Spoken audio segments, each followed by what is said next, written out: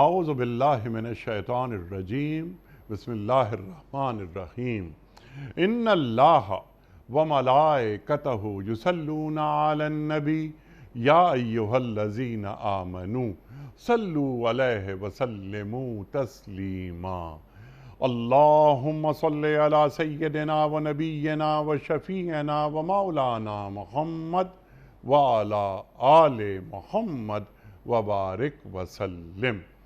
محترم خواتین و حضرات، السلام علیکم۔ پیام صبح کے ساتھ ایک بار پھر حاضر میں ہوں آپ کا میزبان انیق احمد۔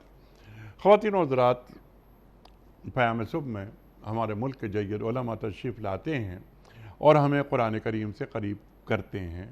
قرآن کریم کی چند آیات، کم از کم ایک آیت ہم ضرور رکھتے ہیں اپنے پروگرام میں، تاکہ اس پر گفتگو ہو اور سیکھا جائے کہ قرآن کریم کا پیغام کیا ہے، اللہ تعالیٰ ہمیں کیسا دیکھنا چاہتا ہے، اللہ تعالیٰ ہمیں کہاں دیکھنا چاہتا ہے۔ خواتین و حضرات، ہمارے معزز علماء شان نزول سے لے کر لمحہ موجود تک گفتگو فرماتے ہیں، قرآن عمل میں کیسے آتا ہے یہ بتاتے ہیں۔ آج ہم اپنے عہد کے ایک جید مفتی صاحب سے جس آیت پہ بات کروائیں گے وہ آیت ہے سورہ بقرہ کی، اور نمبر ہے آیت کا 153۔ چھوٹی سی آیت، بڑے بڑے مضامین۔ یا ایھا الذین آمنوا استعینوا بالصبر والصلاۃ ان اللہ مع الصابرین۔ یہاں پر اہل ایمان سے مخاطبت ہو رہی ہے۔ پہلی بات، استعانت کسے کہتے ہیں؟ نماز، صبر،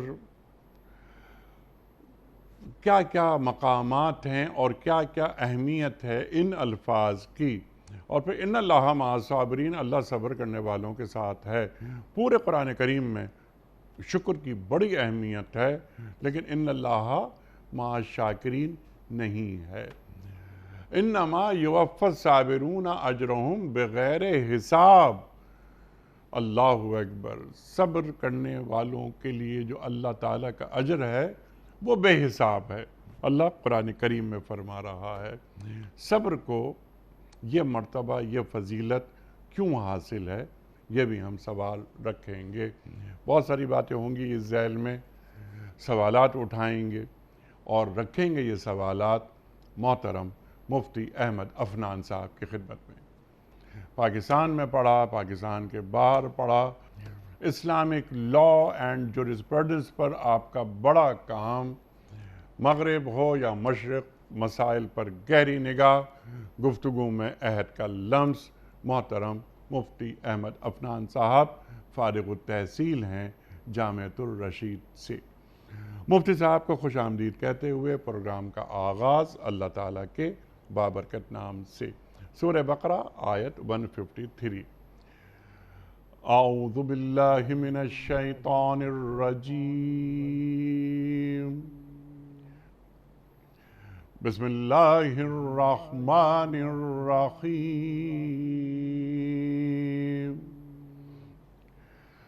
یا ایھا الذین آمنوا استعینوا بالصبر والصلاۃ یا ایھا الذین آمنوا استعینوا بالصبر والصلاۃ ان اللہ مع الصابرین۔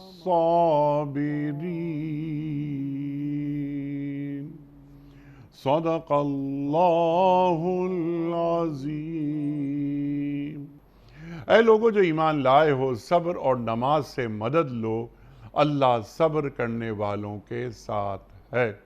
خواتین و حضرات، اس سے پہلے کہ ہم سوال رکھیں آج کے پروگرام کے حوالے سے، پہلا محترم مفتی احمد عفنان صاحب کی خدمت میں، اس سے قبل کل کے پوچھے گئے سوال کا درست جواب اور آج کا سوال آپ کی خدمت میں۔ کل کا سوال ہمارا یہ تھا کہ قرآن کریم میں کل کتنی منزلیں ہیں؟ درست جواب 7۔ آج کا سوال نوٹ فرما لیجئے۔ مسلمان دوران حج میدان عرفات میں کب جمع ہوتے ہیں؟ 9 ذی الحج کو، 10 ذی الحج کو یا 8 ذی الحج کو؟ جو درست جواب آپ سمجھتے ہوں روانہ فرمائیے۔ ہمارے فون نمبرز ہیں 0092213452709۔ ہمارا دوسرا فون نمبر ہے 009221343000980۔ ہمارا ای میل ایڈریس ps@duniatv.tv۔ ہمارا واٹس ایپ نمبر ہے 009232182509194۔ محترم مفتی صاحب ارشاد فرمائیے، اہل ایمان سے مخاطبت ہو رہی ہے، گر کلیہ بتایا جا رہا ہے، یا ایھا الذین آمنوا استعینوا بالصبر والصلاۃ۔ اہل ایمان سے مخاطبت، ذرا اسے واضح کر دیجئے گا، استعانت کسے کہتے ہیں، صبر اور پھر نماز، ارشاد۔ بسم اللہ الرحمن الرحیم۔ قرآن مجید کی وہ آیات جس میں ان صفات کو بیان کیا گیا ہے جو ایک مسلمان کی کلیدی صفات ہیں، اور یہ آیات ایسی ہیں جو ہر لمحے میں مومن کو اس کی صفات میں اس کے زندگی کے ہر مرحلے میں اس کے لیے ایک مشعل رہنما ہے، ان آیات میں ہے۔ بڑی عظیم آیت ہے کیونکہ اس میں دو بڑی عظیم صفات کو اکٹھا جمع کر کے بیان کیا، اور بڑی منفرد آیت ہے۔ اللہ فرما رہے یا ایھا الذین آمنوا استعینوا بالصبر والصلاۃ ان اللہ مع الصابرین۔ اے ایمان والوں، مدد استعانت طلب کرو صبر سے اور نماز سے، اور یہ کرنا اس وقت انہا یہ صبر بڑا بھاری ہے سوائے ان پر جو اللہ کا خشوع رکھتے ہیں۔ تو پہلے تو ایمان والوں کو مخاطب کیا جا رہا ہے۔ قرآن کی بعض آیتیں ایسی ہیں جو یا ایھا الناس کے لیے ہیں، ساری انسانیت کے لیے، اور بعض آیتیں ایسی ہیں جو صرف ایمان والوں کے لیے، یا ایھا الذین آمنوا۔ تو ایمان والوں کو یہ بتایا جا رہا ہے کہ تم جس ایمان کے دعوے دار ہو اس کی کمال یا اس کی تکمیل اس کے بغیر نہیں ہو سکتی، اس لیے کہا جا رہا ہے کہ اے ایمان والوں تم ایمان لے آئے ہو، یا یہ کہا جا رہا ہے جیسے یا ایھا الذین آمنوا آمنو کہا گیا کہ جو لوگ زبان سے ایمان لائے ہو اب دل سے بھی ایمان لے ہو۔ تو اللہ یہ فرما رہے ہیں کہ اے وہ لوگوں جو زبان سے ایمان لے آئے ہو اب صفات سے بھی ایمان لاؤ، مومن والی صفات پہ آ جاؤ، ورنہ تم مومن کہلانے کے مستحق نہیں ہو۔ سبحان اللہ۔ اور یہ آیت اس بارے میں ہے کہ جب کوئی مشکل درپیش ہو، خاص طور پہ، ویسے تو عمومی ہے لیکن زیادہ اس کا جو پس منظر ہے پیچھے سے جو قرآن کا شان نزول ہوتا ہے یا آیت کا سیاق و سباق ہوتا ہے، اس میں ہے کہ انسان کو ہر وقت میں کوئی نہ کوئی مشکلات، مصیبتیں، تنگی، انٹرنل ایکسٹرنل ڈیفرنٹ قسم کی پریشانیوں میں انسان گرا ہوتا ہے، خاص طور پہ آج کا انسان، کہ جس زمانے میں مینٹل ڈیزیزز جو ہیں آج دنیا کی تیسری بیماری بن چکی ہے، اور آئندہ 10 سال میں پہلی بیماری بن جائے گی۔ تو اللہ فرما رہے ہیں جب تمہیں کوئی مشکل آئے تو مدد کس سے مانگو۔ اب یہ استعینوا جو ہے یہ یہاں پر دو معنی میں آتا ہے، ایک وہ ایک اللہ سے مدد مانگنا، ایک یہ ہے کہ وہ ما فوق الاسباب ہے، اللہ آپ جہاں سے بھی کریں سبب کے ساتھ کریں، بغیر سبب کے کرے گا۔ دوسرا ہوتا ہے انسانوں سے مدد مانگنا، تو انسانوں سے مدد مانگنا بھی جائز ہے سبب کے اندر، مینز وورڈ، جو انسان عام طور پہ کام کرتے ہیں وہ اس سے کہا جاتا ہے۔ اور تیسرا ہے مدد مانگنا اللہ تعالیٰ کے ناموں سے یا ان صفات سے، وہ کوالٹیز سے جو انسان کو فورٹیفائی کرتے ہیں۔ تو یہاں پر یہ بات ہو رہی ہے کہ جب مشکل میں آ جاؤ تو وہ صفات، وہ کوالٹیز، اصل میں یہ ساری جنگ اور معاملہ ہے ہی صفات کا۔ اللہ بندے کی ذات کو نہیں دیکھتے، صفات کو دیکھتے ہیں۔ حدیث میں بھی آ گیا، قرآن میں بھی آ گیا کہ انسان ذات کے اعتبار سے سارے برباد ہیں، وَالْعَصْرِ إِنَّ الْإِنسَانَ لَفِي خُسْرٍ۔ صفات والا آدمی کامیاب ہے، یعنی certain traits, certain qualities, certain attitudes, یہ جس میں ہے وہ کامیاب ہے۔ اللہ کو کالے گورے سے کوئی مطلب نہیں ہے، امیر غریب سے کوئی مطلب نہیں، امیر بھی اچھا ہو سکتا ہے اور غریب بھی خراب ہو سکتا ہے صفات کی۔ تو اللہ کہہ رہے ایک صفت تم نے جو مدد مانگنی ہے ایسے ہر مشکل میں صبر کے ساتھ مانگنی ہے۔ ٹھیک ہے، مدد کا مستحق کیسے بنا جاتا ہے؟ اچھا، یہ مدد کا مستحق اس وقت بنا جائے گا جب ہم کہہ رہے ہیں انہیں ایاک نعبد و ایاک نستعین مسلسل پڑھ رہے ہیں، کوئی نماز سورہ فاتحہ کے بغیر ممکن ہی نہیں ہے، لیکن ایک زبان سے کہہ بھی دیا لا الہ تو کیا حاصل، تو زبان سے تو اقرار ہو رہا ہے ایاک نعبد و ایاک نستعین، ایاک نعبد و ایاک نستعین، اور یہاں بھی جمع کا صیغہ اللہ تعالیٰ استعمال کر رہا ہے کہ ہم آپ ہی کی عبادت کرتے ہیں، آپ ہی سے مدد مانگتے ہیں۔ تو یہ مدد میں اور استعانت میں کچھ فرق ہے نا؟ بالکل فرق ہے۔ تو وہ کیا فرق ہے؟ دیکھیں استعانت جو ہوتی ہے وہ روح ہے اپنی اصل چیز کے ساتھ، ہر چیز کی پوری طرح مدد مانگنا اور اس چیز کو ریالٹی اپنا لینا. دیکھیں تھوڑی مجھے اگر اجازت ہے میں صبر پہ آؤں تو بس ایک چیز اس میں اضافہ کر اس سے ایلیبریٹ ہو جائے گا. ہاں اس سے صرف یہ کہ اس استعانت کا استحقاق میرے پاس ہے یا نہیں. ارشاد. اچھا اس استعانت کا استحقاق مجھے اس وقت ملے گا جب میں اس عبادت کی روح اور ریالٹی میں آ جاؤں گا. سبحان اللہ سبحان اللہ. ٹھیک ہے. آپ نے سوال بڑا اچھا کیا کہ ہم نماز میں صبح شام رات کہہ رہے ہیں کہ ایاک نعبد و ایاک نستعین، فرق کوئی نہیں آ رہا. اس کی وجہ یہ ہے کہ وہ جو علامہ اقبال کہا گیا تھا نا کہ چمی گویم مسلمانم بلرزم کے دانم مشکلات لا الہ الا اللہ، سبحان اللہ، کہ میں کہہ تو دیتا ہوں لیکن لڑکوں مجھے پتہ ہے مشکلات کیا ہیں. تو ہم زبان سے کہہ رہے ہیں، اس کی ریالٹی پہ حقیقت پہ بالکل نہیں چل رہے. کیا ہم زندگی میں اللہ کو حاجت روا مشکل کشا مان کے ہر معاملے میں اللہ کے حکم کے آگے سر جھکا کے اللہ تعالیٰ کے تابع ہیں؟ تو پھر ایاک نعبد و ایاک نستعین تو زبانی کلامی خرچ ہو گیا نا. میں نہیں کہہ رہا اس کا کوئی فائدہ نہیں ہے، لیکن جب تک اس کی حقیقت نہیں آئے گی اس کا پورا فائدہ آئے گا نہیں. یہاں جو کہا جا رہا ہے کہ مدد مانگو، یعنی کامل اپنے جسم سے اپنے روح سے حکم کی روح کو سمجھ کر اندر لے لو تو پھر فائدہ ہو جائے گا تمہیں. اچھا اب صبر بس صبر یا با آ گیا، یعنی صبر کو ذریعہ بناؤ اللہ سے استعانت کا. یہ بڑا کمال ایک معنی ہو سکتا ہے. ٹھیک ہے. صبر کو با آتا ہے سبب کے لیے. اچھا صبر سے کیوں کہا گیا؟ صبر جو ہے اب یہ اتنی بڑی چیز ہے کہ دین ہے ہی دو اصل میں. الدین نصفان، نصف شکر و نصف صبر. اور پچھلی آیت میں شکر کا ذکر آ چکا ہے، اس آیت میں صبر کا ذکر آ گیا. اب معاملہ یہاں پر یہ ہے کہ انسان کے حالات تین قسم کے ہوتے ہیں. یا تو اس کو سستی ہو رہی ہوتی ہے کسی کرنے کے کام سے، اور یا اس کو کسی غلط کام میں چستی ہو رہی ہوتی ہے، اور یا وہ پریشان ہو رہا ہوتا ہے احوال سے. تو تینوں کا معنی صبر میں کور ہو جاتا ہے. جب تمہیں کسی نیک عمل میں سستی ہو تو یہاں صبر کا مطلب ہوگا استقامت، جس کو عربی میں ہم کہتے ہیں صبر علی الطاعہ. جم جاؤ. فجر کی نماز میں کتنے مسلمان ہوتے ہیں؟ فجر کی نماز میں سستی ہو رہی ہے تو بھائی آپ نے ایک دن فجر کی نماز پڑھ لی، 4 دن 6 دن چھوڑ دی، پھر آگے یہ صبر نہیں ہے. صبر یہ اللہ سے مانگ کے روز نہیں بھائی اس نیکی پہ میں نے ڈٹ جانا ہے. روزے میں آج تو بڑا مزہ آ گیا، سوئے رہے سارے دن، کل محنت کر رہے ہیں اب مشکل آ گئی، نہیں اسی طرح روزے پہ ڈٹ جانا ہے. جھوٹ بول حج پہ آ رہے کہ نہیں، زکوٰۃ پہ، چیریٹی کرنے پر، قرآن کی تلاوت پر روز میں نے معمول بنایا ایک پارہ آدھا پارہ پڑھنے کا. تکلیف ہو رہی ہے، سستی ہو رہی ہے، میں نے پڑھنا ہے. یہ ہے صبر کا پہلا معنی کہ جو نیکی فرض ہے یا جو آپ نے شروع کر دیا کوئی اچھا عمل اس پر ڈٹ جانا. نمبر 2 صبر عن المعاصی. یہ جو سب سے بڑا اس وقت چیلنج ہمارے لیے ہے کہ گناہوں کا ایک طوفان اس وقت بے حیائی کی شکل میں ڈیجیٹل گناہوں کا ہمارے سامنے، ہمارے نوجوان بچے بچیوں کے لیے خاص طور پہ اور بڑوں ایک ہے کہ دنیا کی بدترین بے حیائی، بدترین گند، بدترین گمراہی، بدترین فسق، الہاد آپ کو دین بیزاری آپ کو چند فنگر ٹپس میں مل جاتی ہے. تو اس میں سے گناہ سے اب یہ ٹیمپٹیشن ہوتی ہے اصل میں. اس کو اگر سائیکالوجی ملے تو ٹریگر اینڈ ریوارڈ ہوتا ہے کہ ایک چیز سے آپ کو بڑا مزہ آتا ہے کوئی خراب کام کر کے، تو پھر آپ جب اس جگہ پہ واپس آتے ہیں، اس جگہ پہ جہاں سے آپ کو مزہ آیا گندی چیز کا، آپ کہیں جا رہے ہیں یا آپ کو موبائل دیکھ رہے ہیں، تو وہ ٹریگر دوبارہ آپ کے دماغ میں ٹک ٹک کرتا ہے کہ یہ کرو تو دوبارہ مزہ آئے گا. یہ ٹریگر اینڈ ریوارڈ اگر آدمی لوز چھوڑ دے تو آدمی بہ جائے گندے کاموں میں لگ جاتا ہے. تو اللہ کہہ رہے ہیں یہاں اپنے گھوڑے کی لگام کو روک لینا کہ اللہ کی نافرمانی ہے، نہیں کروں گا نہیں کروں گا نہیں کروں گا. گر جائیں ہو جائے کوئی بات نہیں، استغفار کریں، توبہ کریں، پھر گر جائیں. جام میری توبہ شکن، توبہ میری جام شکن، سامنے ڈھیر لگے ہیں ٹوٹے ہوئے پیمانوں کے. وہ صوفی شاعر کہتے ہیں کہ میں توبہ کرتا ہوں توڑ دیتا ہوں، توبہ کرتا ہوں توڑ دیتا ہوں، ٹوٹے ہوئے عہد ہیں پھر اللہ جوڑ دیتا ہے ان کو. اللہ کہتے ہیں قبول ہے. تو گناہوں سے رکنا یہ اس وقت چیلنج ہے کہ اللہ ہم گناہوں سے نہیں رک پا رہے.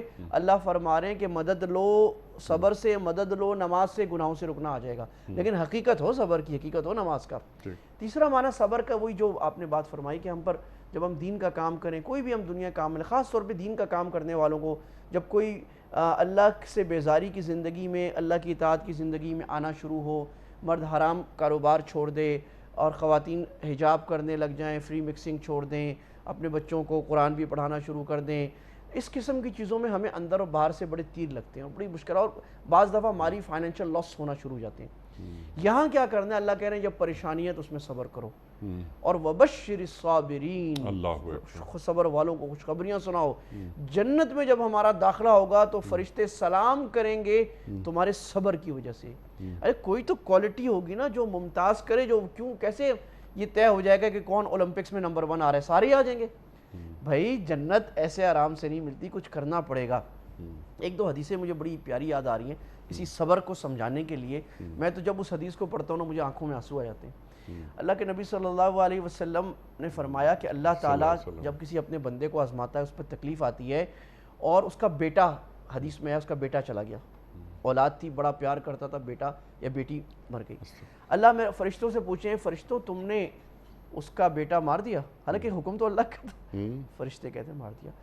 کہا کہ قبضتم ثمرۃ فؤادہ، اس کے دل کے ٹکڑے کو تم نے لے لیا؟ فرشتے کہتے ہیں لے لیا۔ کہتے ہیں میرے بندے نے پھر کیا کہا؟ کہتے ہیں اللہ آپ کے بندے نے کہا تھا انا للہ و انا الیہ راجعون، اور اس نے کہا تھا الحمدللہ۔ اللہ کہیں گے میرے بندے کے لیے جنت میں گھر بنا دو، اس کا نام ہوگا بیت الحمد، تعریف کا گھر۔ ام سلمہ رضی اللہ عنہا، اللہ کے نبی نے 2 حدیثیں بتائیں ہمیں کہ بھئی جب کوئی بندہ اللہ تعالیٰ اس سے کوئی چیز لے لیتا ہے پیاری، اور وہ کہتا ہے انا للہ و انا الیہ راجعون، اور اللہم اجرنی فی مصیبتی واخلف لی خیرا منہا، یہ دعا یاد کر لیں، بڑی پیاری دعا ہے، مصیبت کے آنے کی دعا ہے۔ نہیں تو اردو میں یاد کر لیں، نہیں تو آپ ٹائپ کر لیں گے مصیبت کی دعا تو آپ کو گوگل میں نکل آئے گا۔ اللہ انا للہ و انا الیہ، ہم اللہ کے لگے جانا ہے، اللہ مجھے میری مصیبت پر اجر دے دے اور اللہ مجھے اس سے بہتر دے دے۔ تو ام سلمہ رضی اللہ عنہ کی روایت ہے، خود وہ اپنا قصہ سناتی ہیں کہ میرا جب شوہر فوت ہوئے، اور دنیا کے بہترین شوہر ابو سلمہ، تو اللہ خوبصورت ترین، اور کہہ رہی جب فوت ہوئے اللہ کے نبی نے یہ دعا پڑھائی، میں نے دعا پڑھ تو لی، لیکن میں دل میں سوچ رہا ہوں کہ ابو سلمہ سے بہتر تو مجھے پورے مدینہ میں کوئی انسان نظر نہیں آ رہا، اتنا پیارا شوہر تھا، اتنا میرا خیال، اس سے بہتر کون ہوگا؟ خیر میں نے پڑھ لی، سمجھ تو کوئی نہیں آیا۔ کہتے جب میری عدت گزر گئی، اور ایک دن میں اپنے چمڑے کو نا، وہ دباغت چمڑے کو یعنی پروسیس کری تھی اس زمانے میں، تو اللہ کے نبی صلی اللہ علیہ وسلم آئے کسی کے ساتھ، اور آپ نے دروازہ کھٹکھٹایا، پردہ کیا، بیٹھے، میں بھی بیٹھ گئی، ہاتھ واتھ دھوئے میں بیٹھ گئی، تو اللہ کے نبی صلی اللہ علیہ وسلم نے کچھ اور بات کے بعد، حمد و ثنا کے بعد کہا کہ ام سلمہ میں تمہیں اپنا رشتہ دیا، اور یہ بھی سنت ہے کہ رشتہ خود بھی مرد دے سکتا ہے اچھا طریقہ سے، لیکن یہ بھی جائز ہے۔ تو ام سلمہ فرماتی ہیں کہ میرے تو پاؤں تلے زمین میں پریشان کرو، اللہ کے نبی رشتہ پیش کر رہی۔ تو میں نے کہا یا رسول اللہ 2 مسائل ہیں۔ کہا کیا؟ کہا ایک تو مجھے غیرت بڑی ہے، یعنی اپنے پچھلے شوہر سے جو بڑی محبت تھی اس کی غیرت ہے، دوسری میری عمر زیادہ ہو گئی، تیسری میرے بچے ہیں۔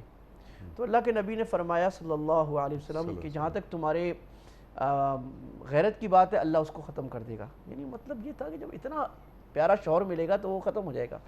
نمبر 2، جہاں تک بچوں کی بات ہے تمہارے بچے میرے بچے، اور جہاں تک عمر کی بات ہے میری بھی عمر زیادہ ہے تمہاری بھی زیادہ ہے، تو شادی ہو گئی۔ تو یہ جو چیزیں ہم پڑھتے ہیں نا دل کو مرہم لگانے والے، آج اس وقت ہر دوسرا آدمی جو مجھے ملتا ہے فون کرتا ہے مفتی صاحب، ملتا ہے جمعے کے بعد، ذرا مفتی صاحب 2 منٹ 1 منٹ بیان کے بعد، وہ بیچارے کا کوئی مسئلہ ہوتا ہے اور وہ بیچارہ پریشان ہوتا ہے۔ تو یہ جو تریاق ہے اور یہ مرہم ہے اللہ کے دین پر چلنے کا اور صبر کرنے کا اور صبر والوں کے ساتھ رہنے کا، جو صبر والے لوگ ہیں رہنے کا، تو ہمیں یہ تریاق حاصل ہو جائے گا۔ ایک معنی صبر کا اور ہے، وہ جس کو ہم آج کل کہتے ہیں، ایک تو انڈورنس ہو گیا، برداشت، نمبر 2 صبر، ٹالرنس، جس کی آج میرا خیال میں امت کو اور خاص طور پہ پاکستان کو سب سے زیادہ ضرورت ہے کہ ہماری برداشت اکھڑی ہوئی ہے بری طرح، اور ہر آدمی اس وقت فرسٹریٹ ہے، اور ہر آدمی ری ایکشن دینے کو تیار ہے، اور ہر آدمی دوسرے کو الزام دینے کو تیار ہے، سیاسیوں سے لڑ رہے ہیں، مذہبیوں سے لڑ رہے ہیں، صوبوں سے لڑ رہے ہیں، قوموں سے لڑ رہی ہیں، جماعتوں سے لڑ رہے ہیں، خاندان آپس میں لڑ رہے ہیں، میاں بیوی لڑ رہے ہیں، لڑائی لگی ہوئی ہے۔ کیوں؟ ہمارے اندر ٹالرنس ختم ہو گیا۔ اللہ کے نبی صلی اللہ علیہ وسلم نے فرمایا اس صفت کا نام ہے حلم، ٹھہراؤ، یہ بھی صبر کا ایک حصہ ہے، ٹھہر جانا، بردباری، صبر کر لینا، تحمل، اسپنج کی طرح ہو جانا، بات کو پی جانا، جانے دینا، چھوڑ دینا، ٹھنڈے ہو جانا، یہ اللہ کے نبی صلی اللہ علیہ وسلم کی مستقل صفات حلیم، اور اللہ کی صفات الحلیم۔ تو یہ اللہ کے نبی نے ایسے سکھایا۔ دیہاتی آتا ہے اور اللہ کے نبی صلی اللہ علیہ وسلم کی گردن میں رسی ڈال کر کپڑا ڈال کر کھردری کھینچتا ہے اور آپ کے گردن نازک گردن مبارک پہ دنیا کی سب سے پیاری گردن پر خراشیں پڑ جاتی ہیں اور صحابہ غصے میں آپ مسکرا رہے ہیں, آپ کہہ رہے ہیں چلو بھائی اس کا قرضہ تھا, ابھی ٹائم بھی نہیں آیا قرضہ دینے کا, پہلے ہی مانگنے آ گیا. ہم نے کہا عمر زیادہ دے دو اس کو, کوئی بات. بندہ ہاتھ میں آ گیا, مسلمان ہو گیا, گر گیا, ختم ہو گئے. یہودی ہے, اس نے بھی ایسے ہی کیا, مسلمان ہو گیا. تو یہ ہمارے اندر اتنی تیزی کیوں آ گئی؟ ہم اللہ کے نبی کی امت ہوتے ہوئے دوسروں پر الزام, دوسروں پر فتوے, دوسروں کے خلاف الزام, ہمارا پورا media, social media, T V media scandals لگانے کے لیے, دوسروں کو ذلیل کرنے کے لیے, دوسروں کی عزتیں اتارنے کے لیے. اللہ کے نبی صلی اللہ علیہ وسلم فرما رہے ہیں تم لوگوں کی عزت بناؤ, میں محمد تمہیں عزت دلاؤں گا قیامت. سبحان اللہ. تم اپنا جائز حق چھوڑ دو, میں محمد تمہیں جنت کے درمیان میں کر دلاؤں گا. یہ صبر ختم ہو گیا ہے, بالکل اکھڑا ہوا ہے. نہیں صاحب صبر اس وقت سب کا کوئی برداشت کرنے کو تیار نہیں. اس نبی کی امت ہے ہم جو صبر پہ صبر, جس کو 13 سال مصیبتیں حاصل کر کے ایک دفعہ زبان سے بد دعا نہیں, کوئی ایک آدھ واقعہ بس صبر, چپ چپ.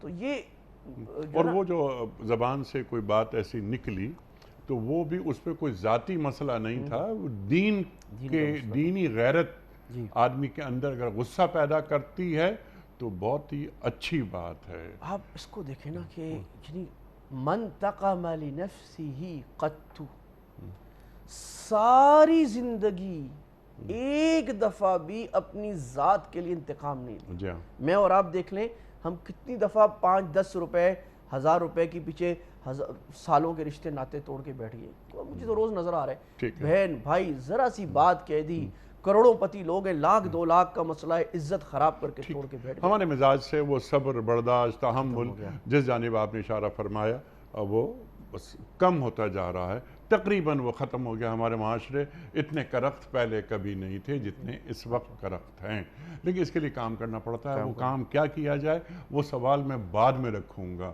لیکن آپ نے بالکل وضاحت سے بیان فرما دی بات کہ صبر کی شکلیں کیا کیا ہیں. اللہ تعالیٰ کی اطاعت کرتے ہوئے صبر کرنا, فجر کی نماز کی آپ نے بات فرمائی, گناہوں سے دوری صبر کرنا, اور مصیبتوں کے وقت صبر کرنا, اللہ سے جڑاؤ, انا للہ و انا الیہ راجعون. اچھا یہ پھر آپ نے احادیث فرمائی. قرآن کی ایک آیت ہے کہ انما یوفی الصابرون اجرہم بغیر حساب, بغیر حساب. کتنی بڑی یہ آیت ہے, اور صبر کا جو اجر ہے بغیر حساب کتاب کے اللہ دے رہا ہے.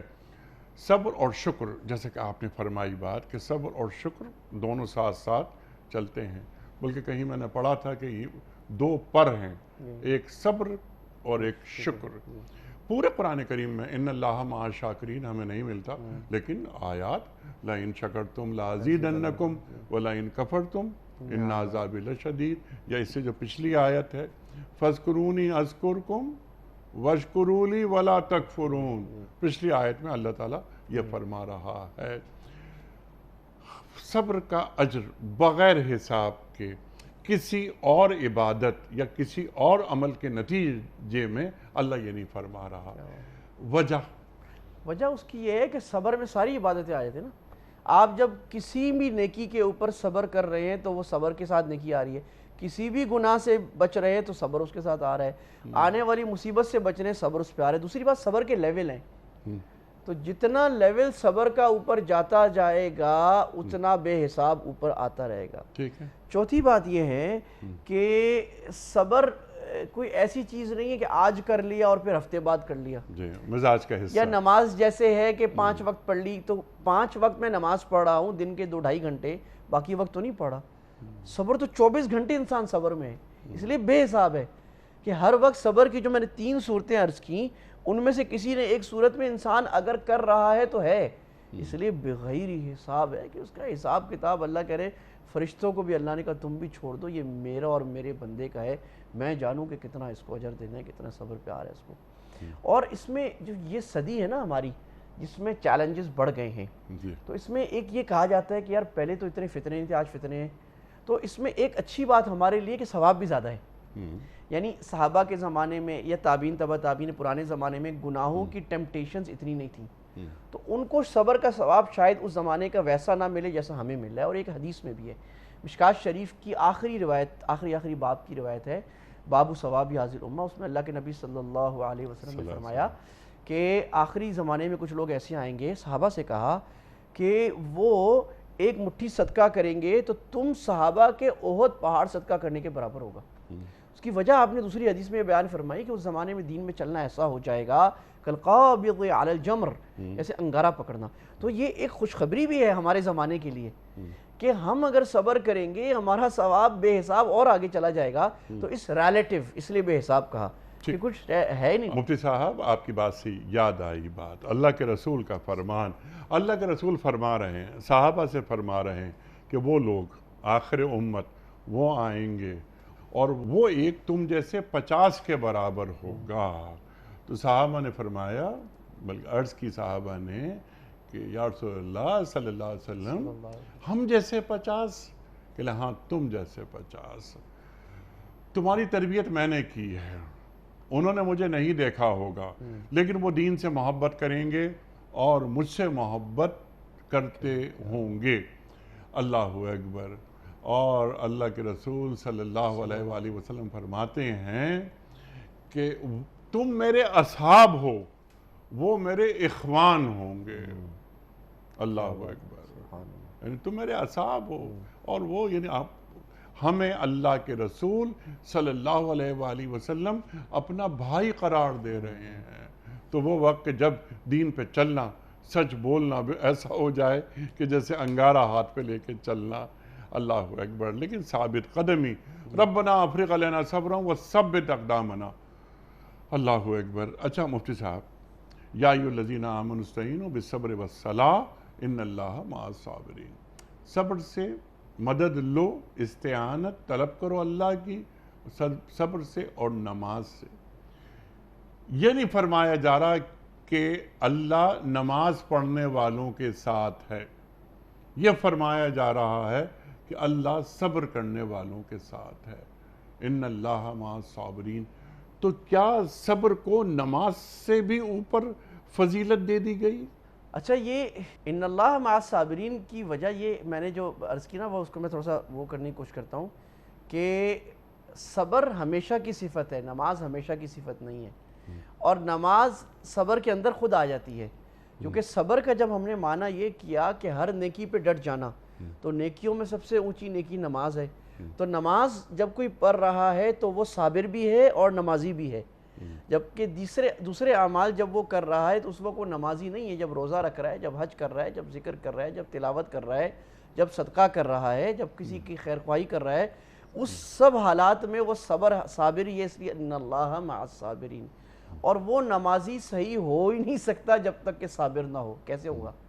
کیونکہ نماز ایک دفعہ پڑھنے والا نمازی نہیں ہوتا، نماز پہ صبر کرنے والا نمازی ہوتا ہے، جو مداومت کے ساتھ مستقل نماز پڑھ رہا ہے، 5 وقت پڑھ رہا ہے، اس کے شروط ارکان کے ساتھ پڑھ رہا ہے، مرد ہے تو مسجد میں پڑھ رہا ہے، اس کے آداب کا لحاظ کرتے ہوئے پڑھ رہا ہے، اس کی حقیقت اور روح کرتے ہوئے پڑھ رہا ہے کہ جو اتل ما اوحی الیک من الکتاب واقیم الصلاۃ ان الصلاۃ تنہی عن الفحشاء والمنکر. نماز اسے بے حیائی اور برائی سے روک رہی ہے، تو وہ سارا اس صبر کے اندر آ گیا. یعنی ان اللہ مع الصابرین، کہ صبر کرنے والا چونکہ 24 گھنٹے صبر کر رہا ہے تو 24 گھنٹے اللہ سبحانہ و تعالیٰ اس کے ساتھ لگا ہوا ہے. کس طرح لگا ہوا ہے؟ اپنے کان سے اللہ سبحانہ و تعالیٰ، یعنی اللہ تعالیٰ اپنی سننے سے، اپنے دیکھنے سے، اپنی نصرت سے، اپنے مدد سے، اپنی خاص حمایت سے، اور دل کے اندر دل کو مضبوط کرنے سے اللہ اس کے ساتھ لگا ہوا ہے. سبحان اللہ، سبحان اللہ، سبحان اللہ. نماز، اب نماز کا ذکر آپ نے فرمایا. اللہ کے رسول صلی اللہ علیہ وآلہ وسلم جب غمگین ہوتے تھے تو آپ نماز، یعنی نوافل، وہ آپ پڑھتے تھے. تو وہاں بھی استعانت، اللہ کی مدد درکار ہوتی تھی آپ صلی اللہ علیہ وآلہ وسلم کو، تو نماز کا عمل شروع ہو جاتا تھا. نماز کے تقاضے کیا ہیں؟ نماز کہتے کسے ہیں؟ نماز بندے کو اللہ سے جوڑ دیتی ہے. حضرت علی فرماتے ہیں کرم اللہ وجہہ کہ جب میں چاہتا ہوں کہ میں اللہ سے بات کروں تو میں نماز پڑھتا ہوں. جب میں چاہتا ہوں کہ اللہ مجھ سے بات کرے تو میں قرآن پڑھتا ہوں. تو نماز الصلاۃ عماد الدین اقم الصلاۃ لذکری. اب یہ نماز کے حوالے سے نماز کی اہمیت، مومن اور کافر میں امتیاز نماز. تو ذرا خشوع اور خضوع یہ کسے کہتے ہیں، اور خشوع اور خضوع کے ساتھ وہ نمازیں کیسے ادا ہوتی ہیں؟ آج آپ کے پاس بھی بہت سوالات یہ آتے ہوں گے کہ مفتی صاحب ہم نماز پڑھتے ہیں لیکن وہ نماز پڑھنے میں مزہ ہی نہیں آتا، وہ طبیعت ہی نہیں لگتی اس میں. ارشاد.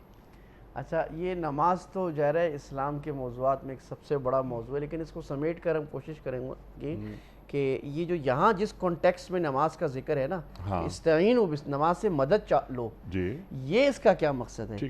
تو نماز کی جو اہمیت ہے وہ ظاہر ہے مسلمانوں کا مجمع ہے، کسی کو بتانے کی ضرورت نہیں، لیکن ایک تو موٹی بات یہ ہے کہ احادیث میں یہ بات آئی ہے کہ لا دین لمن لا صلاۃ له، اس کا دین کا تصور ہی نہیں ہے. لا دینہ جیسے لا الہ، دین ہے ہی نہیں نماز کے بجائے.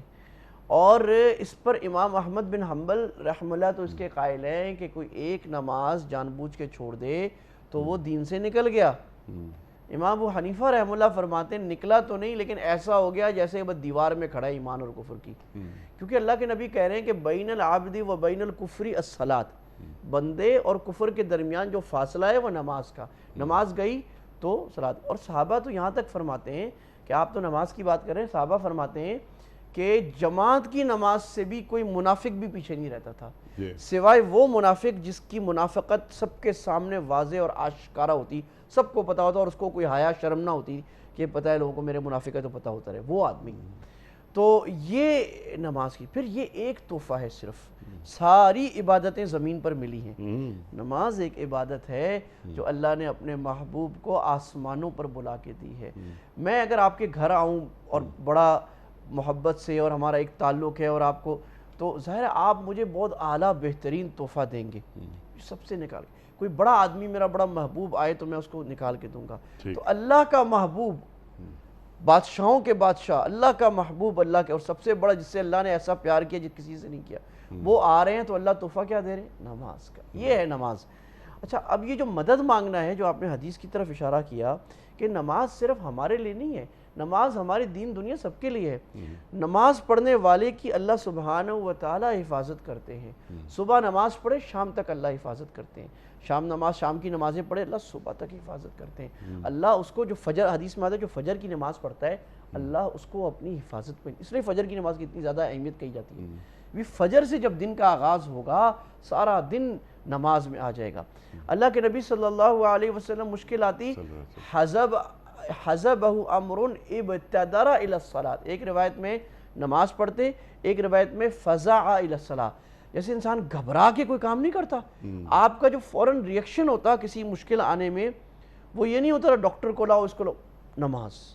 پہلے آپ نماز پڑھتے لمبی اللہ سے مانگ، جیسے آپ نے فرمایا، علی نے فرمایا نماز میں اللہ سے باتیں، اللہ سے مانگ رہے ہیں، اللہ میں آپ کا بندہ ہوں، اللہ آپ مسئلہ حل کریں. اس کے بعد اسباب بھی اپناتے، اس کے بعد دعا، پھر اسباب. ہماری والدہ نے بڑے عرصے ہماری یہ تربیت کی کوشش کی، پتہ نہیں کتنی ہوئی کہ نہیں ہوئی، اللہ ان کو جزائے خیر دے، ہمیں ان کی خدمت کی توفیق عطا فرمائے. تو وہ جب بھی کوئی مسئلہ ہوتا تھا ہم کہتے تھے یہ کر دیں وہ کر دیں، کہتے بیٹا پہلے نماز، پھر دعا، پھر صدقہ، اب کرو جو کرنا ہے. سبحان اللہ. یہ جو سنت کی ترتیب اللہ سکھائی. تو بھائی آپ کو جاب نہیں مل رہی، آپ کی شادی اچھی نہیں ہو رہی، گھر میں جھگڑے ہیں، مسائل ہیں، خرچے نہیں پورے ہو رہے، جوتے کا تسمہ تک ٹوٹ گیا ہے، 2 رکعت نماز حاجت کی. اور حاجت کی نماز پڑھنے کے بارے میں ہمارے ساتھی سمجھتے ہیں کہ کوئی خاص طریقہ، کوئی طریقہ نہیں ہے.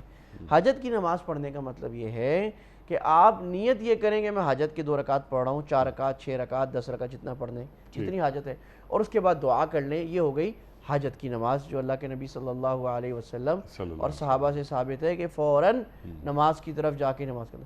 تو اللہ تعالیٰ نماز سے مسائل حل کرتا ہے. کتنے سارے مسائل ایسے ہیں کہ نماز پڑھی جاتی ہے. اس صلاۃ الاستسقاء کیا ہے؟ بھئی جب سب سے بڑی اللہ کی جو نعمت ہے وہ پانی ہے نا، پانی ختم، دنیا کی لائف ختم ہے. تو پانی جب ختم ہو جاتا صلاۃ الاستسقاء ہوتی. تو اللہ کے نبی صلی اللہ علیہ وسلم کے زمانے میں بار بار ہوا، اور آج کے زمانوں میں بھی تاریخ ملتی ہے کہ صحابہ فرماتے ہیں اللہ کے نبی آگئے، نماز پڑھی، بارش نہیں ہو رہی نا، اور نماز پڑھی، اور آپ نے ہاتھ اٹھائے تھے، ابھی نماز ہم نے ختم نہیں کی تھی کہ اتنی بارش ہوئی کہ وادیاں بہہ گئیں. نماز سے کیا سکھایا جا رہا ہے؟ جب بڑی سے بڑی مصیبت چھوٹی. اب اس میں آپ یہ کہیں جناب کلائمیٹ چینج ہے، اس کو وہ منع نہیں ہے، لیکن کیا ہماری ساری نظر جو ورلڈ کیلیمٹیز آ رہی ہیں اس میں ظاہری اسباب کی طرف جا رہی ہے یا مسبب الاسباب، the creator of all the means and means and the systems اس کی طرف جا رہی ہے؟ تو یہ ہے الصلاۃ استعین. تو ٹو کیا ہے اس کے لیے، کرنا کیا ہے کہ بھئی ہم اس کی عادت بنائیں خود بھی اور اپنے بچوں کو. کوئی مشکل آئے نماز، 2 رکعت نماز پڑھی، یہاں تک کہ اگر آپ کے پاس ٹائم نہیں ہے، آپ کوئی سنت پڑھ رہے ہیں، زور سے پہلے کی سنت پڑھ رہے ہیں، زور کے بعد کی سنت، اس میں نیت کر لے 2 رکعت نماز، اس میں سنت کی نیت بھی کر لے، اس میں حاجت کی نیت بھی کر سکتے ہیں، شکر کی اور بھی نیتیں کر سکتے ہیں. حاجت ہو گئی، چھوٹی لمبی دعا کا ٹائم نہیں، چھوٹی دعا، بالکل ٹائم نہیں، نماز پڑھی 2 رکعت، بھاگ جائیں جہاں جانا ہے، راستے میں دعا کرتے جائیں، ہو گئی. یہ حاجت کے اللہ سے تعلق. اور اس میں اصل بات کیا ہوگی، اسی کی وجہ سے یہ صبر اور صلات کو کیوں ذکر کیا، ساتھ کمپلیمنٹ کرتے ہیں. نماز صبر کو کمپلیمنٹ کرے گی اور صبر نماز کو کمپلیمنٹ کرے گا. صبر کہے گا کہ نماز پہ جمنا ہے بھائی، نماز نہیں چھوڑنی، اور نماز آپ کو صبر عطا کرے گی. مشکل آ گئی، پیارا چلا گیا، مصیبت ہو گئی، نماز سے دل بیٹھ جائے گا، سکون آ جائے گا، اطمینان آ جائے گا، پتہ لگ جائے گا دنیا فانی ہے، دنیا کا بڑے سے بڑا نقصان بھی چھوٹا نہیں ہے، اور آخرت کا چھوٹے سے چھوٹا نقصان بھی چھوٹا نہیں ہے، بڑا ہے. تو دنیا کا بڑے سے بڑا نقصان چھوٹا ہے، اور آخرت کا چھوٹے سے چھوٹا نقصان بھی بڑا ہے. یہ سمجھ میں آ جائے گا. سبحان اللہ، سبحان اللہ. اچھا، اس ذیل میں بہت سارے سوالات ہیں. یعنی ایک تو یہ کہ اقامت دین کے حوالے سے اگر بات کی جائے تو نماز کی بڑی اہمیت ہے. جو حکمران ہیں ان کی ذمہ داریوں میں سے بھی ایک ذمہ داری یہ بھی ہے کہ الذین ان مکناہم فی الارض اقاموا الصلاۃ وآتوا الزکاۃ. یعنی نماز اور اس کے بعد زکوٰۃ. یہ کہ اگر ہم تمہیں زمین پر اقتدار دیں تو تم نماز قائم کروانا، خود بھی قائم کرنا، اور زکوٰۃ کے ادارے قائم کرنا. لیکن اس پر گفتگو ابھی ہم آپ سے کروائیں گے کہ حکمران کی ذمہ داری کیا ہے نماز کے حوالے سے.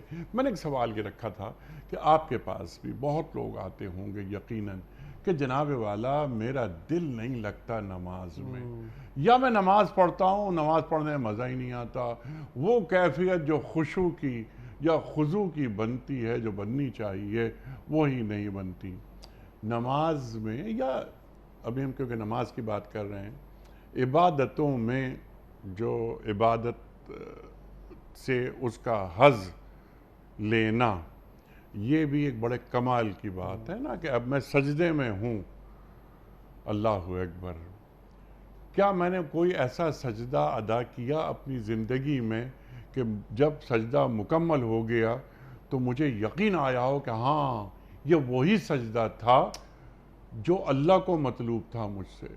سجدہ کرو اور میرے قریب آ جاؤ.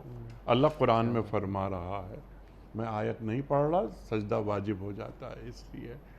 تو اپنے اندر یہ کیفیت کیسے پیدا کی جاتی؟ بڑی اہم بات فرمائی آپ نے، اور بڑا اہم سوال ہے، اور یہ سوال ایسا ہے جو ہر مسلمان کو اس پہ غور بھی کرنا چاہیے.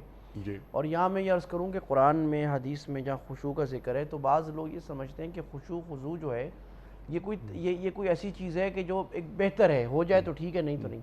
یہ مقصودی چیز ہے. نماز مقصود ہے تو خشوع بھی مقصود ہے. اس کا مطلب کیا، یہ بات سمجھنی چاہیے. خشوع کا پہلا مقصد تو یہ ہے کہ انسان نماز سنت کے مطابق پڑھے. ہاتھ کیسے اٹھانے، ہاتھ کیسے باندھنے، رکوع میں کیسا جانا ہے، جھکنا کیسا ہے، کتنی دیر قعدے میں رہنا ہے، کتنی دیر قوما میں رہنا ہے، یہ اس حدیث سے ثابت ہے. جو ایک صحابی نماز پڑھ رہے تھے، پھر اللہ کے نبی صلی اللہ علیہ وسلم نے فرمایا کہ قم فصلی فإنک لم تصلی، تم دوبارہ نماز پڑھو. پھر دوسری دفعہ دوبارہ، پھر تم نے نماز نہیں پڑھی. تو پھر انہوں نے کہا، تو آپ نے فرمایا کہ بھائی ایسے آرام سے ہاتھ اٹھانے، آرام سے باندھنے، جب سجدے میں جاؤ اطمئن ساجدن، اطمینان سے سجدہ.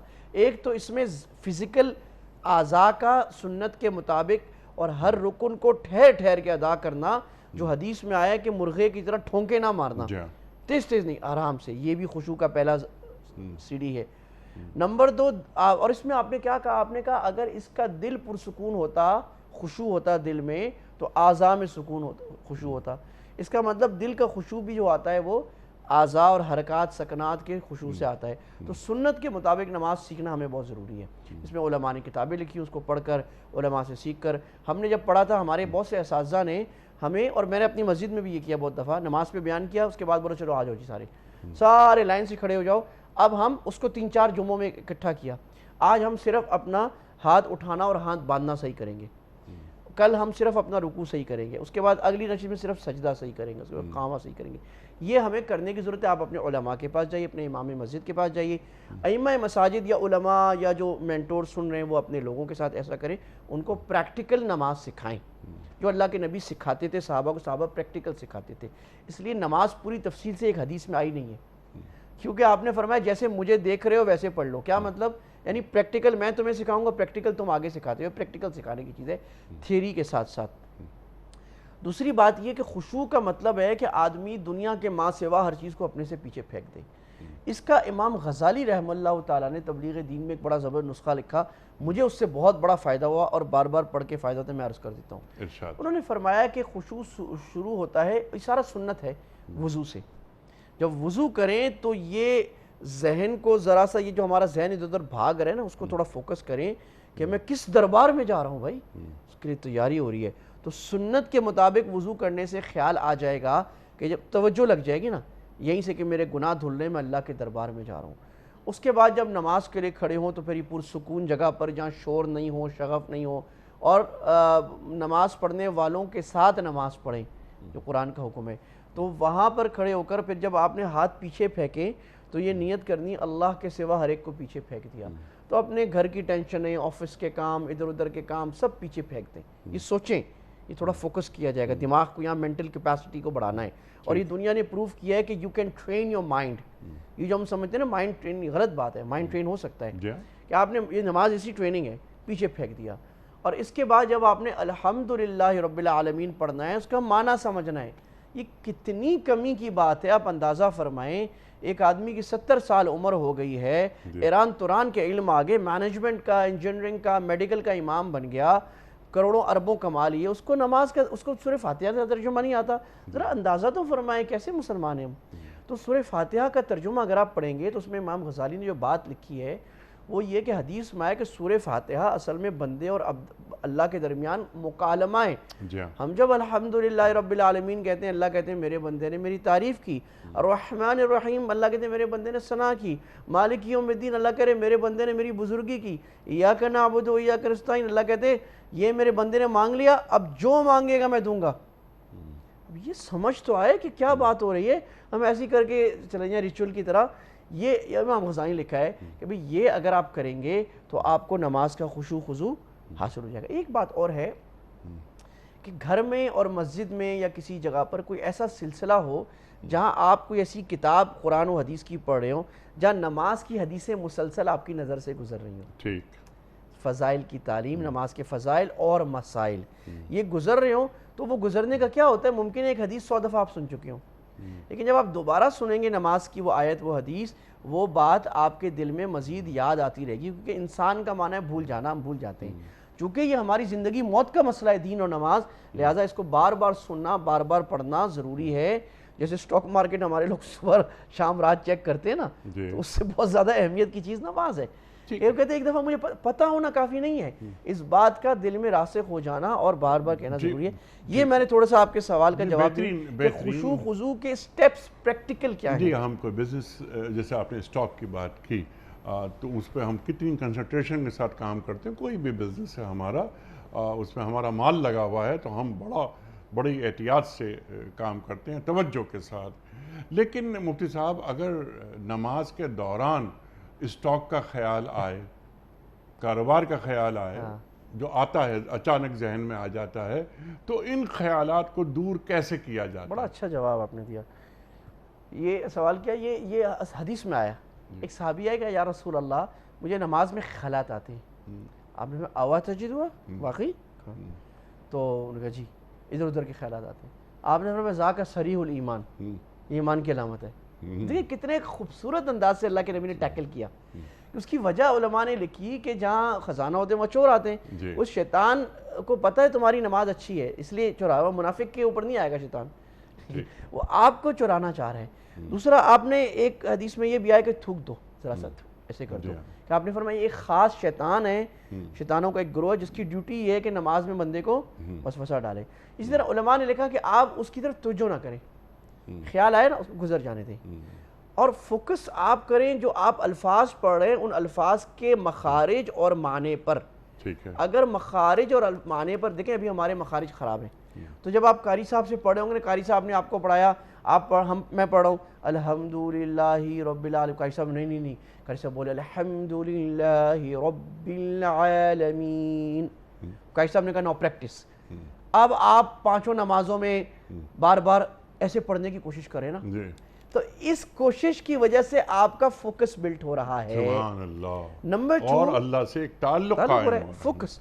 نمبر 2, جب آپ سبحان ربی العظیم کا معنی پر غور کر رہے ہیں, اللہ پاک ہے اور اندر یہ سوچ رہے ہیں میں ناپاک ہوں, میرا رب میرا عظیم اعلیٰ, مزہ ہی آ گیا جی. سبحان اللہ. یہ تھوڑی سی ہمیں ضرورت ہے کہ نماز کے, میں علماء سے بھی عرض کروں گا, ہمارے مساجد کے ائمہ, کہ اپنے مقتدی حضرات کو اور مربین اپنے نیچے والوں کو نماز کا ترجمہ پڑھائیں اور ان سے سنیں پورا, بھئی پورا سناؤ, تم سناؤ, پکا ہو جائے. یہ بہت بڑی چیز ہے اس وسوسے سے بچنے کے لیے. باقی زیادہ فکر نہ کرے, آ رہا ہے اس کو جانے دیں. ٹھیک ہے, بالکل. آخری سوال, ان اللہ مع الصابرین پر یہ آیت ختم ہوتی ہے. صبر کے تعلق سے آپ نے تفصیلی گفتگو فرمائی. سمپل سوال, کیا یہ صبر شکر کی ایک شکل نہیں ہے؟ بالکل ہے. اللہ کے نبی صلی اللہ علیہ وسلم فرمایا کہ حدیث میں کہ مومن کی حالت تو ہر مرتبہ بہترین ہی بہترین ہے. اگر اس کو تکلیف آ جائے صبر کرتا ہے فکان خیر اللہ, اور اگر نعمت مل جائے تو شکر کرتا ہے فکان خیر اللہ, فامرو کلو خیر, ہر حالت میں مزہ ہی مزہ ہے اس کا. تو یہ ہے کہ جو شکر اور صبر آپ نے بھی کہا دو پر ہے, اور حدیث میں آدھا آدھا ہے, تو یہ دونوں اسی کی شکل میں انسان چل رہا ہے اور اس کو بیلنس کر کے چل رہا ہے, تو دین پورا ہو رہا ہے. اور دین پورا ہو رہا ہے. سبحان اللہ, سبحان اللہ. مفتی صاحب آپ کا بڑا شکر گزار, بڑا ممنون, آپ تشریف لائے. خواتین و حضرات, مفتی احمد عفنان صاحب تشریف لاتے ہیں, گفتگو ہوتی ہے, ہم تک دین پہنچتا ہے, بلکہ علمی کمی دور ہوتی ہے ہماری. اللہ تعالی ہمارے علماء کو سلامت رکھے. کوئز. کل کا سوال ہمارا یہ تھا کہ قرآن کریم میں کل کتنی منزلیں ہیں؟ درست جواب 7. آج کا سوال نوٹ فرما لیجئے. مسلمان دوران حج میدان عرفات میں کب جمع ہوتے ہیں؟ 9 ذی الحج کو, 10 ذی الحج کو, یا 8 ذی الحج کو؟ جو درست جواب آپ سمجھتے ہوں روانہ فرمائیے. ہمارے فون نمبرز ہیں 0092213452709. ہمارا دوسرا فون نمبر ہے 009221343000980. ہمارا ای میل ایڈریس ps@dunyatv.tv. ہمارا واٹس ایپ کا نمبر ہے 009232182500194. حضرت ایک پرچی نکال کر اعلان فرما دیجئے, آج کے ونر کون ہیں؟ محمود طاہر صاحب, یہ آزاد کشمیر سے. محمود طاہر صاحب آزاد کشمیر سے. آپ کی خدمت میں دنیا ٹی وی کی جانب سے دینی کتب پر مشتمل گفٹ ہیمپر آپ کے گھر بذریعہ کوریئر روانہ کیا جا رہا ہے. آپ کو بہت بہت مبارک ہو. پیام صبح کا اختتام ہوتا ہے روزانہ ایک قول پر, اور وہ قول ہوتا ہے صاحب نہج البلاغہ امیر المومنین حضرت علی مرتضیٰ کرم اللہ وجہہ کا. آپ فرماتے ہیں عقل مندی زینت اور حماقت عیب ہے. سبحان اللہ, سبحان اللہ. عقل مندی زینت اور حماقت عیب ہے. اللہ اکبر. اپنے میزبان انیق احمد کو کل تک کے لیے اجازت دیجیے. خدا حافظ.